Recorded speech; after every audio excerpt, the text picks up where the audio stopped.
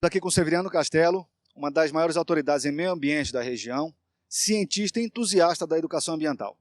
Seu Castelo, há algum tempo atrás o senhor fez um vídeo a respeito do descaso pelo qual passava o lago, tanto por parte dos governos como por parte dos frequentadores. E hoje há uma diferença bem gritante. O senhor percebe essa diferença também, tanto no visual quanto na questão de preservação ambiental? É verdade, quem assistiu os vídeos anteriores, nós aqui fazíamos um alerta para a conscientização da população e bem como a conscientização dos gestores. E agora nós chegamos aqui e constatamos uma relativa evolução da consciência do usuário e, sobretudo, de quem faz a gestão, né, no sentido de preservar algo tão importante para o meio urbano, que é um lago. Nós moramos aqui na região central do país, uma elevada altitude, e o ar se torna rarefeito em função disso.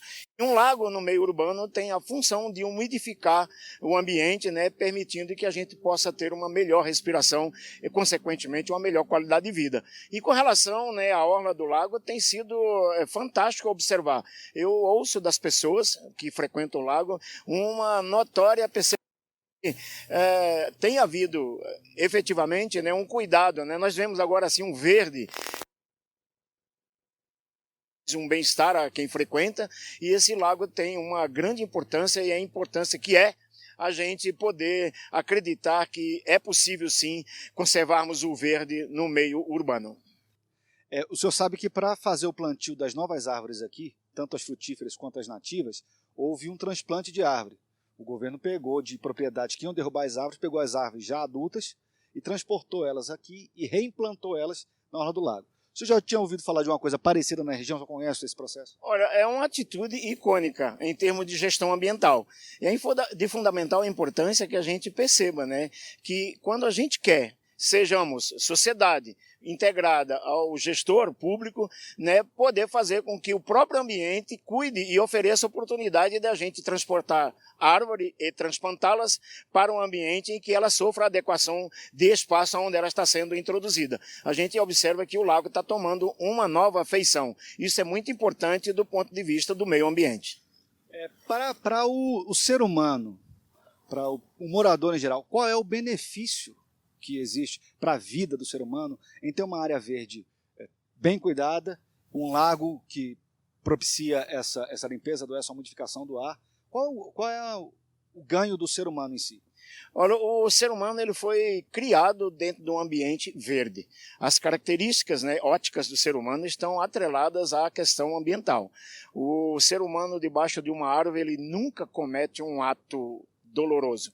Não se conhece da história que alguém tenha assassinado alguém debaixo de uma árvore. Você vê atividades dolorosas de convivência em espaços abertos, mas as árvores têm essa propriedade. Essa é uma questão da energia do próprio ambiente, né? Que as pessoas que acorrem para sob uma árvore, elas se aquietam, elas se tranquilizam e elas são capazes de construir um ambiente sadio.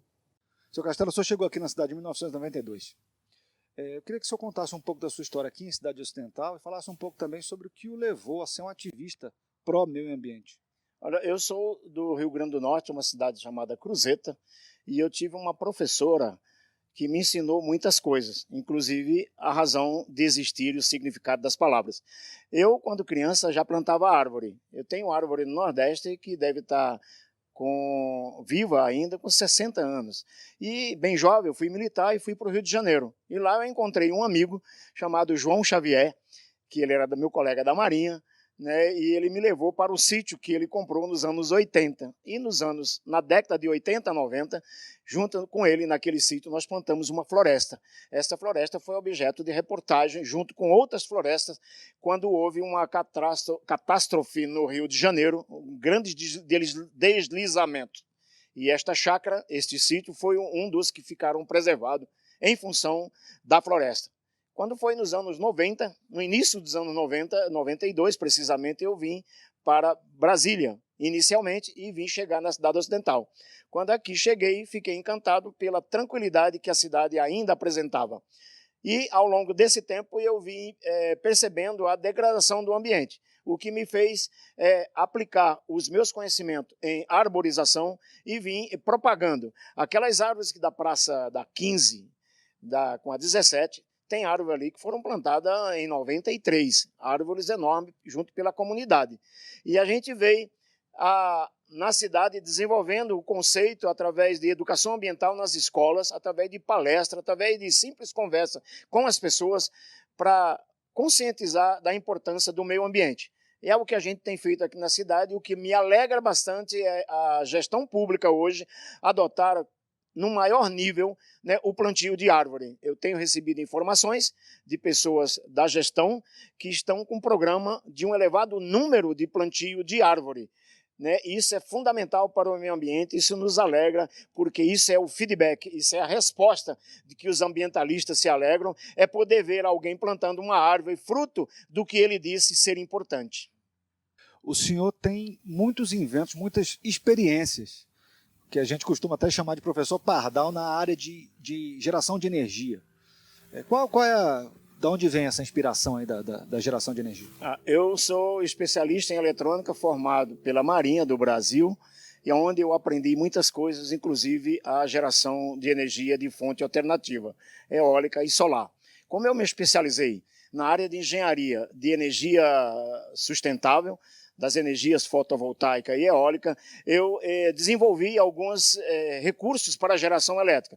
Nós temos aqui na cidade, que é bastante conhecido, gerador eólico desde 2004, já há bastante tempo, que já configura efetivamente algo que é duradouro. E com relação à obtenção de energia de fora da Terra, que é chamada de energia extraterrestre, que é energia solar, a gente já tem um sistema instalado que produz energia para a minha residência, onde a gente exerce um tipo de ativismo, né, de obtenção de energias alternativas a partir de fonte solar. A nossa expectativa é que a matriz energética brasileira, né, venha a adotar esse conceito, porque é o processo de obtenção de energias que agridam cada vez menos a questão ambiental. Aqui na cidade a gente já tem um largo conhecimento. As matérias relacionadas a isso saíram em revistas diversas, revistas nacionais, jornais locais e revistas locais. Isso é gratificante para nós que estamos fazendo uma caminhada no sentido de incentivar as novas gerações ao aproveitamento de energia alternativa, que é fundamental para preservar o planeta. Dentro da área de energias renováveis, o senhor ficou famoso nacionalmente por ter criado um carro que é quase 100% movido a água. Como é que funciona isso?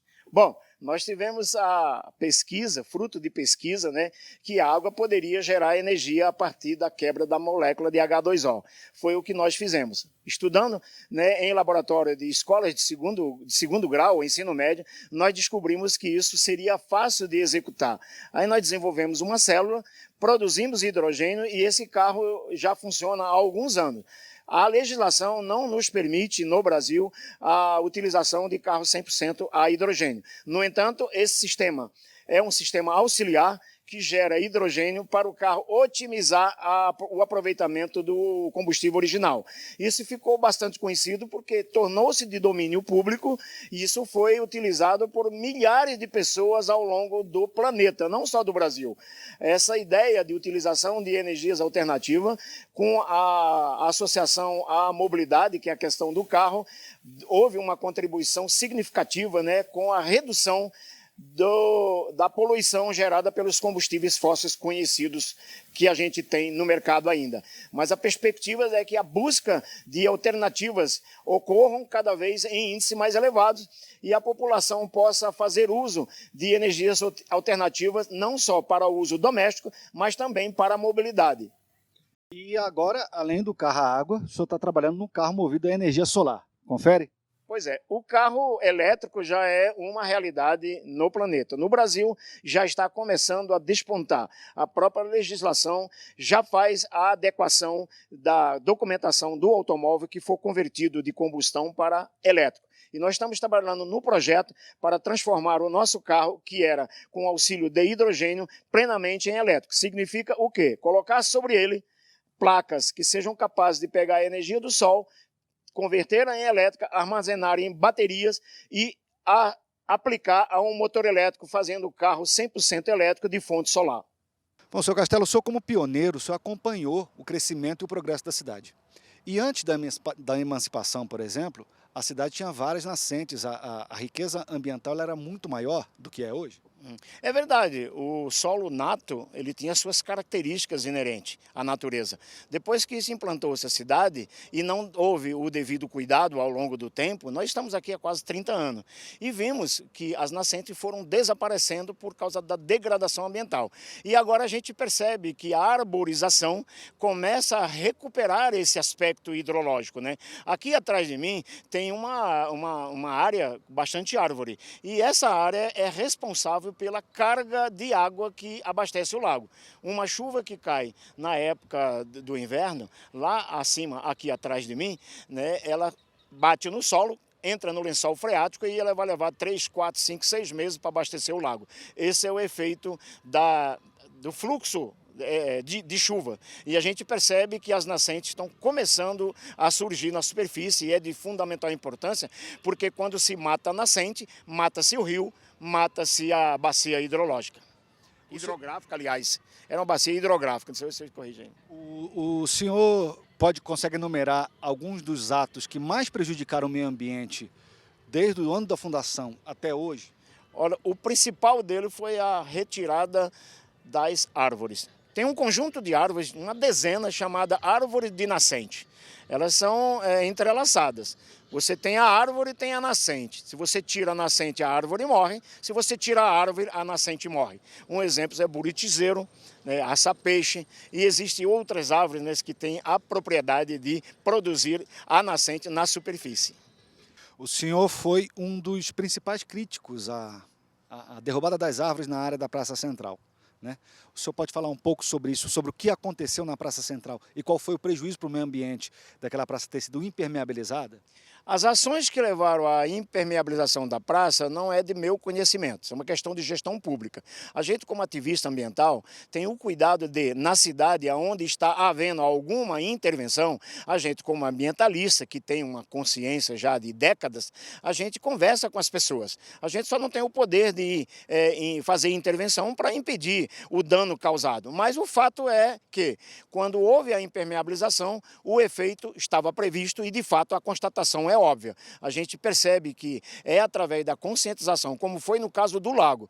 Houve uma conscientização do gestor público, houve uma conscientização do usuário e o efeito que a gente vê é a recuperação, tanto da praça, a possibilidade, né, de recuperar a praça, recuperar a nascente e, em decorrência, recuperar a capacidade hidrológica do lago.